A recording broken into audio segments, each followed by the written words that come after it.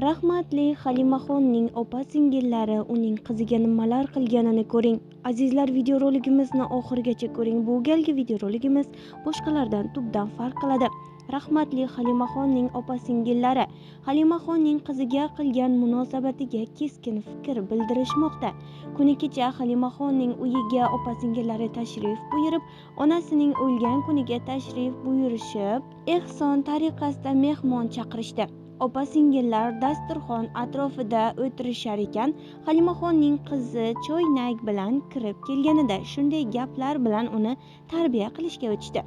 Qiz bolaning vazifasi uyiga xolalari kelganida qovog'ini o'ymasdan yugurib xizmat qilishi kerakligi.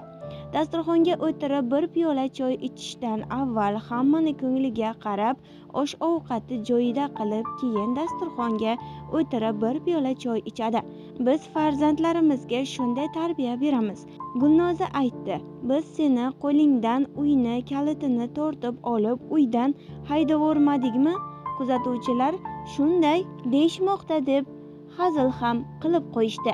Lekin ushbu videoga anchagina izohlar yozib tashlashdi. Halimaxonning turmush o'rtog'i Jalolni uylantiringlar, endi Alloh yo'liga savob bo'ladi. Farzandlariga ham ona kerak. Bu qizni kelajagicha o'qishi kerak, o'z ustida ishlashi kerak. Chiroyli tarbiya berdilar. Ming rahmat. Lekin hamma narsani vaqti soati bor. Bu qizni o'ziga yordam kerak. Endi deydi kuzatuvchilar. Biz bilan qoling va kanalimizni kuzatib boring.